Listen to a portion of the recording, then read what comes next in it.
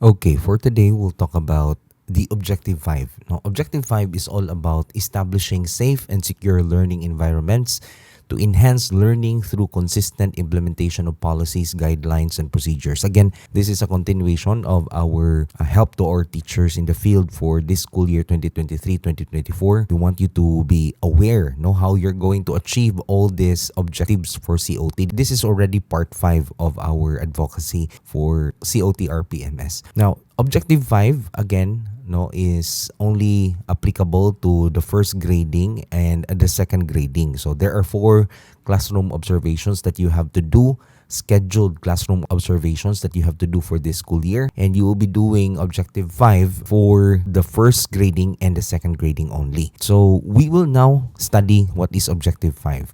I think this is one of the most easiest, but sometimes this could be tricky. So let's look at the definition of terms first so that we'll be able to have an idea. What is a safe learning environment? How is it defined when you say that in the context of the PPST? Every aspect of creating a positive experience for students, which includes the physical space and the relationships between students, teachers, and the learning community as a whole. So as you can see here, safe learning environment is not only pertaining to the physical aspect, it also talks about the relationships between students, teachers, and the learning community as a whole. So we need to understand that there is a expanded definition of a safe learning environment. It's not only a physical experience, but it's also a psychological experience. Here, it involves all aspects of creating a positive experience. So we all know that there is a law prohibiting bullying inside the classroom, and of course we as teachers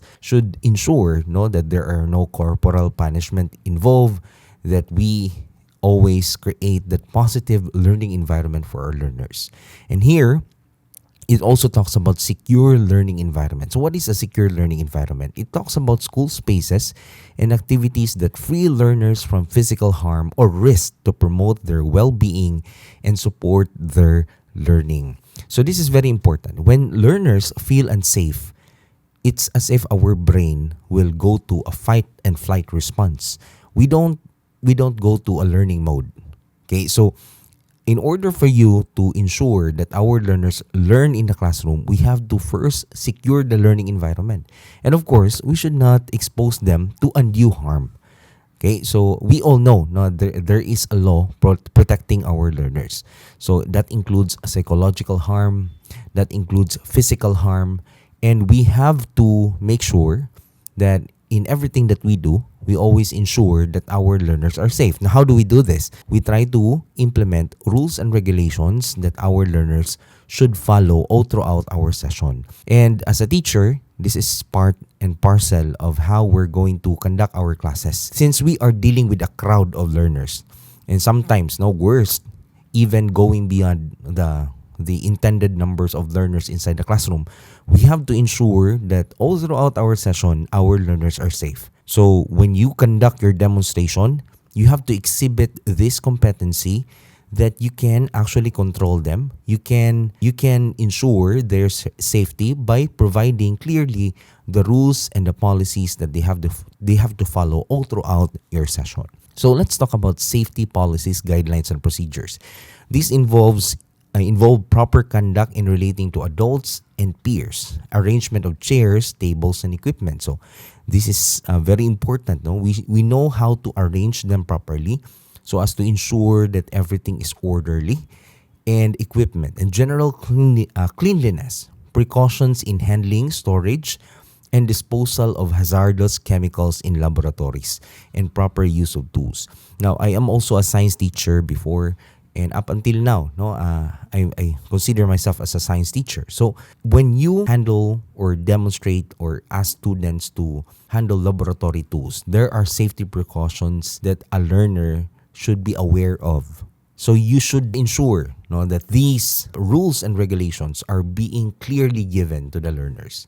So here we see the words that we'll be using for the rubrics. Rarely means seldom occurs.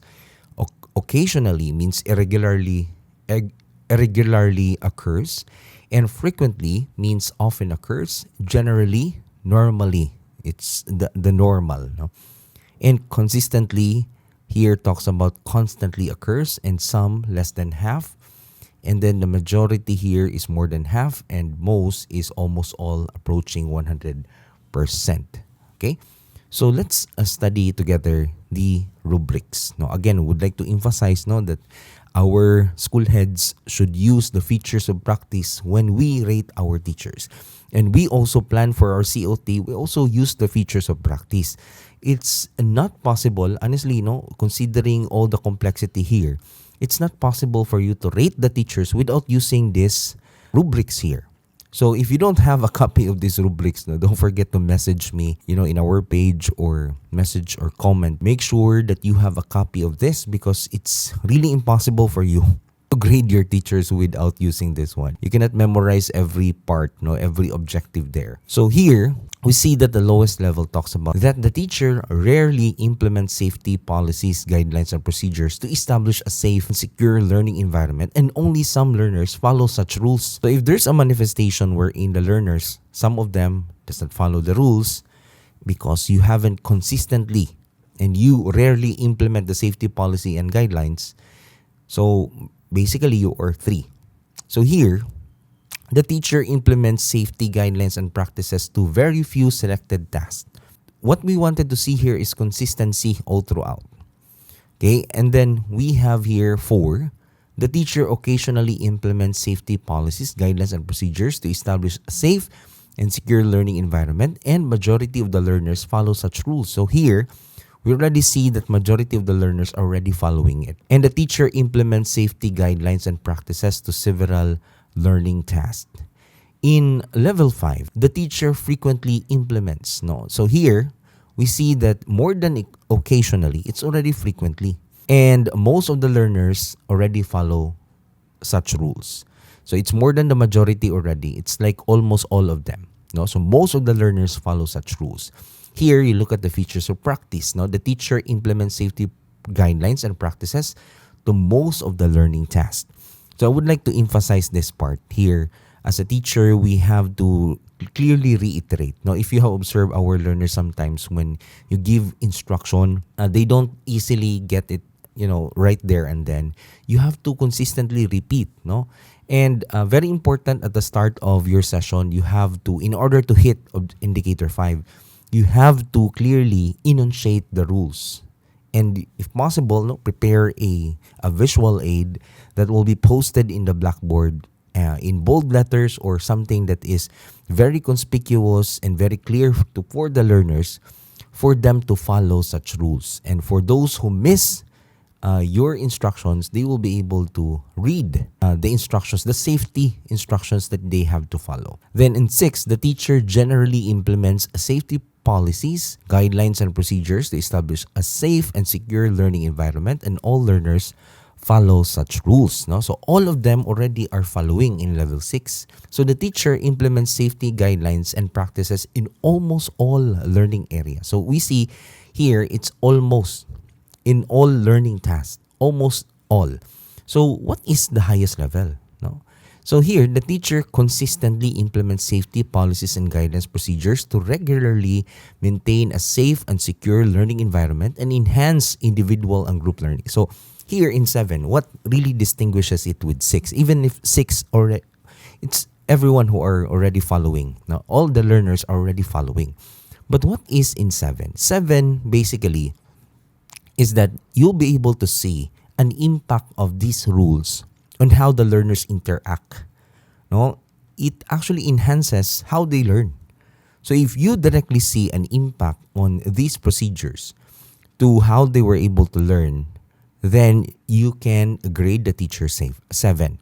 So the teacher ensures that the learners articulate and adhere to the safety guidelines and practices in all learning tasks. And I would like to add, in order for these safety precautions, in terms of safety and security in the learning environment, you have to also ensure that psychological safety is evident in your rules.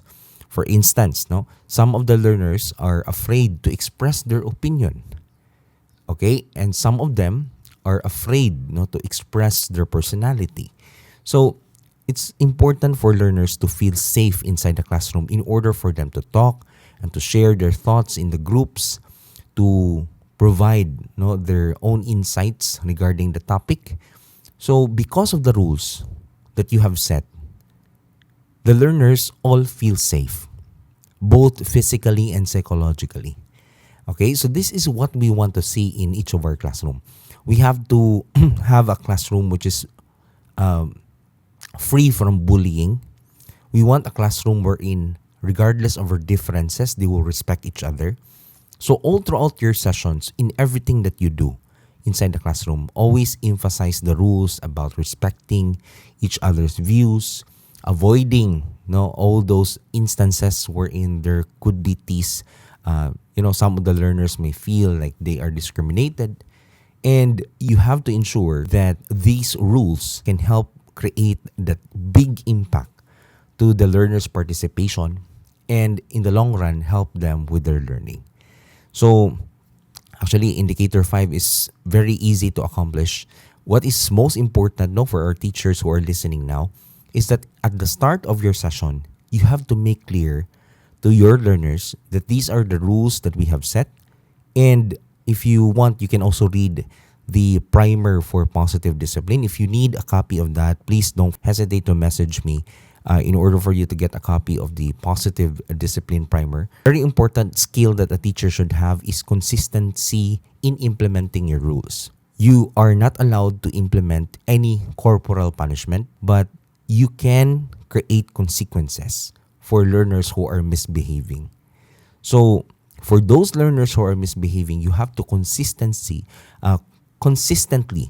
implement the rules so that they will know that whatever rules you set, you always adhere to it. So basically, this is what you're going to do for indicator 5. Again, this should be manifested for first grading and third grading. And another set will be another set of objectives for second grading and fourth grading. So I hope this sharing will be able to help you hit objective 5. And again, don't forget to share this video to our fellow teachers so that we'll be able to help more teachers. Because here in this channel, we are here. Our advocacy is to help our teachers teach better so that in the long run, they'll be able to help our learners, the future generation, the future of this country. So thank you so much for listening to Learning with Doc Lebs. Don't forget to like or share your reaction to this video, and don't forget to share. Thank you everyone, and I'll see you in our next video.